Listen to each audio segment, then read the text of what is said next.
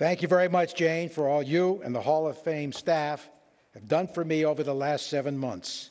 Congratulations to the Fraley family and the class of 2024, whom I was so privileged to cover: Jim Leland, Joe Mauer, Todd Helton, and Adrian Beltre, who had a great season for the Red Sox in 2010. As I stand here, I think of St. Luke, chapter 1, verse 37. For with God, nothing shall be impossible. I never thought this award would be possible with so many worthy candidates, and I'm honored to have been selected by previous winners. I've had so many connections to Cooperstown. The late Bill Guilfoyle, Vice President of the Hall of Fame, who along with sports writer Bill Christine, introduced me to covering Major League Baseball when Mr. Guilfoyle was Media Relations Director of those great Pirate teams of Clemente and Stargell. My hometown friend, George Grand, who emceed many player inductions here, George presented me with a beautiful Hall of Fame jacket the very next day after my election. And his late brother, Carl Grant, a great broadcaster in New Haven, advised me and hired me as a public address announcer for the New Haven Wonderettes softball team at the age of 19. And my dear friend, Jeff Idelson, our intern and broadcast statistician in the 80s, who went on to become president of the National Baseball Hall of Fame, making us so proud. Josh Rawitz, the current president, who along with Vice President John Shestakowski, called to inform me of this honor. I tried to put the call on speakerphone, but instead of hitting the white button, I hit the red button. Yes, I hung up on the Hall of Fame. It was a long 30 seconds till they called back. And thanks to Shesta's predecessor, Brad Horn, and his wife, Whitney, who along with Pam Kent of the Red Sox have been our guiding lights for this weekend. My first hope was to be Mickey Mantle, but as Frick Award winner Ernie Harwell used to say, I wanted to be a ball player in the worst way, and that's exactly how I played. But I think broadcasting baseball has always been my true vocation, guided from above. My late dad, Dr. Frank, a dermatologist and father of 8, hit me fungos, taught me to read the box scores, and had me listen to the great Mel Allen, who would become my broadcast hero. I would pretend to be Mel and announce my own fungo games in the backyard. The neighbors thought I was crazy. Dad and Uncle Charlie seldom missed a broadcast. One night, Dad and my mom, who's listening today, were attending a drama at the Schubert Theater in New Haven. Dad was also listening to our game on his headset. Somehow his earpiece got disconnected, and my home run call was heard at a critical moment in the production throughout the theater. I got my start 50 miles from here at Colgate University, broadcasting Colgate football and basketball, and on the college radio station, and spinning the hits of the 60s as Joey C. the Big Cheese. What an honor it is to have President Brian Casey here today and others from our Colgate family.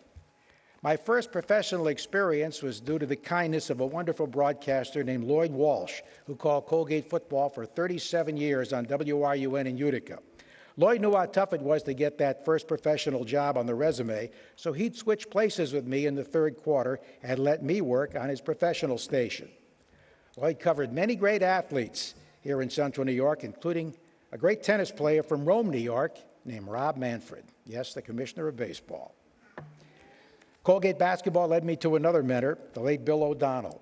After we both broadcast Colgate's triple overtime loss to Syracuse in 1965, me on the college station and Bill on WSYR, I accidentally started to walk off with Bill's gloves on a frigid night, and that's how we met.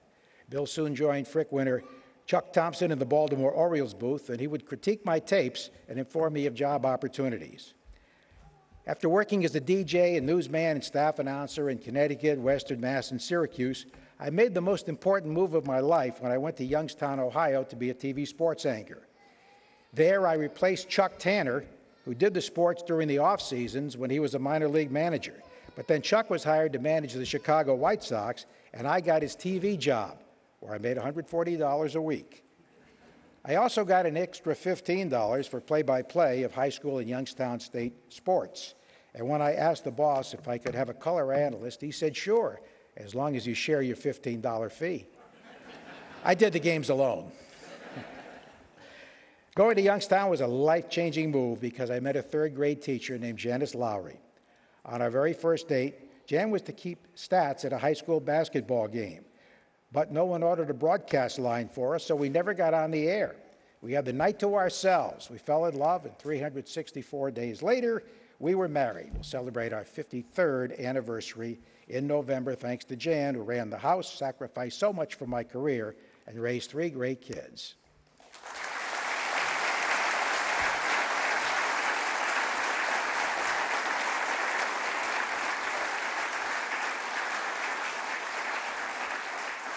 Joe Jr., known as Duke, a TV sports anchor for 20 years in New York City and now in his 6th year as sports director at Channel 5 in Boston, and Kiki, his bride of 25 years. Dr. Tom, who followed in his grandfather's footsteps and practices internal medicine south of Boston, and his wife of 24 years, Rachel. And daughter Kate, a marketing executive, and her husband, Mike Romano. They actually had the 2004 World Series trophy at their wedding rehearsal dinner. As former Writers Award winner Dan Shaughnessy says, everything in life comes back to the Red Sox. All 3 kids grew up at Fenway Park and worked concession, security, and first aid in the clubhouse. Duke, a catcher at Stonehill College, got on-field instruction at Fenway from Tony Pena. And Johnny Pesky hit both boys hundreds of ground balls. Kate would count pitches for our broadcast as a 7-year-old and later got help with her Spanish from Pedro Martinez when she was a student at Boston College. They loved to go with me to record the pregame shows with the affable general manager Lou Gorman, who always had treats or souvenirs. I would take each kid on a road trip, and they would join manager Joe Morgan for pizza in his hotel suite after night games. Like their parents, all 6 grandchildren, Jane, Tila, Anna, Joey, Thomas, and Charlie, are regulars at Fenway Park and never want me to leave. They got to ride in the World Series duck boats and have been photographed with and hugged by Big Papi, who was just as great with fans as he was hitting in the clutch. My first baseball job came in 1979 in Cleveland Indians TV, hired by Bill Flynn, who took a chance on a guy with no MLB experience. I worked with the late Fred McLeod, who went on to a great career in the NBA, and I made many lifetime friends that season, including my dear friend and spiritual coach of almost 50 years, Andre Thornton, who has a record that can never be broken, most home runs in the history of Cleveland's old Municipal Stadium. A strike-shortened season on pay TV in Milwaukee was next, thanks to Brewers owner and future Commissioner Bud Selig and broadcast director Bill Haig, and there were 4 Hall of Famers on that team. And then it was back to Cleveland Cable TV, where I worked games with Rapid Robert Bob Feller, who played catch with my kids and came to their birthday parties. And it was in Cleveland where I worked in TV with the late Casey Coleman, who told me his father Ken needed a radio partner for the 1983 season. Thanks to Ken, I was hired on that 1-year contract. Ken encouraged me, gave me some advice, which I still follow. He said, "You'll see a lot of failure over a long season. After all, a good hitter fails 7 out of 10 at-bats. So keep that in mind before you criticize a player." Ken also introduced me to his passion, the Jimmy Fund of the Dana-Farber Cancer Institute, where I succeeded him in a speakers and fundraising role. There were many heartbreaking but also heartwarming stories I shared with patients and players, especially with Red Sox Hall of Famer Mo Vaughn, a true leader on and off the field. Ernie Harwell, another great broadcaster and Christian gentleman, set a tone on how to pay it forward with his kindness to interns and young broadcasters like me. His example was a big reason I taught a broadcast course for 29 years at Northeastern University and 12 years at Franklin Pierce U. My students included Don Orsillo, now TV voice of the San Diego Padres, Leslie Sterling, the first female public address announcer in the American League, who left for a higher calling. She is now an Episcopal priest. And former baseball executive Glenn Wilbur, now with CBS News, 3-time Olympic hockey star Kendall Coyne, and many other kids looking for an easy grade. Bob Starr, who called himself the burly broadcaster, followed Ken Coleman. He taught me how to laugh and not to take wins and losses so seriously. He had a saying, "It's not my life and it's not my wife." Well, I didn't always heed his advice. One night in Chicago, the Red Sox were down a run, 2 out in the ninth, tying run at third, go-ahead run at second, Jody Reed hits a line drive headed for center field, but the pitcher jumps up and catches it. Game over. Red Sox lose, and Burley Bob starts laughing. "Sorry, fans," he said. "I know it was a tough loss, but my partner is all hunched over here, looking like he's been harpooned." I've had other great broadcast partners over my career. Jerry Trupiano for 14 years, highlighted by the greatest comeback of all time in the 2004 championship. My great friend Dave O'Brien for 9 years, with whom we shared the 2007 World Championship and 2013 Boston Strong Championship, and many good times on the road. Tim Neverett for 3 years, who helped me off the floor when I went head over heels and fell out of my chair while describing Andrew Benintendi's game-saving catch at Houston in the 2018 ALCS. And Will Fleming, an outstanding broadcaster and friend, who is taking the baton with grace and style. I also enjoyed working with Sean McDonough, Lou Merlone, Glenn Geffner, John Risch, Rob Bradford, Dale Arnold, Flash Gordon, Mario Impemba, and Josh Lewin. You certainly need the support of your employers to last 42 years. Both Red Sox ownership groups, the Yawkey Trust, John Harrington, who's been so kind to my family, and Haywood Sullivan, and the Fenway Sports Group, John Henry, Tom Werner, Mike D., President Sam Kennedy, Colin Birch, and the late Larry Lucchino, a great leader, whom I think deserves a plaque in Cooperstown for building ballparks and champions. I thank them for their loyalty and for giving us competitive teams to broadcast, and of course 4 world championships in 15 years.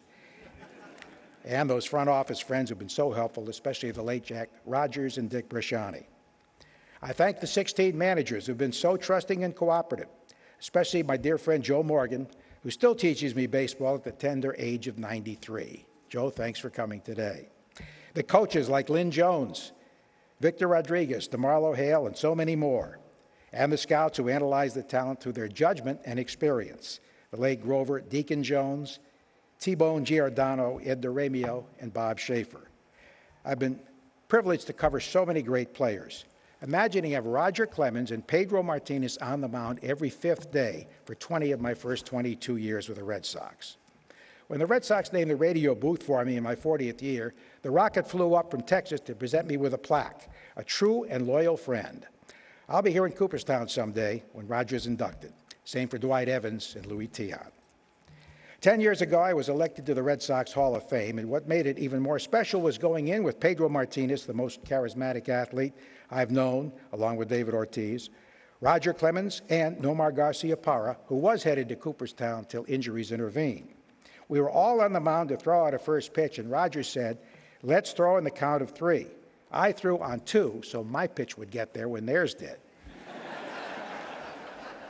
And I had the best defensive center fielder I've ever seen, Jackie Bradley Jr., catch my pitch, because Jackie catches everything. I'm so honored to see so many of my old friends here, and regretfully, Brian and Kim Daubach, Trot and Catherine Nixon, and Bob Kendrick, president of the Negro League Museum, couldn't make it because of the airline situation. But it's great to see Rich, Caitlin, and Bryce Hill, Dennis and Jennifer Eckersley, Jim and Corrine Rice, and Mike Lowell, the 2007 World Series MVP, here with his son Anthony and his dad, Dr. Carl.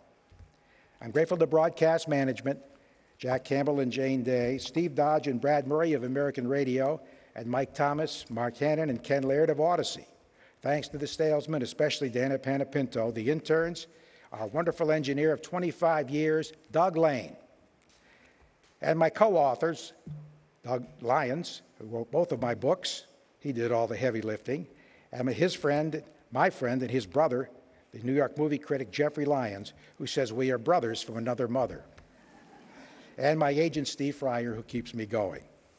And most of all, to the passionate fans of Red Sox Nation for their trust and their loyalty. I know they appreciate my passion because many have told me they can tell the Red Sox are winning or losing by the tone of my voice. I really had so much fun with Red Sox baseball, but thanks to a Jesuit priest named John Dillon Day, I came to realize the responsibility involved. Monsignor Day told me, what you have is an apostolate, because you bring light and joy to the elderly and the shut-ins who plan their whole day around your broadcast, the overlooked demographic.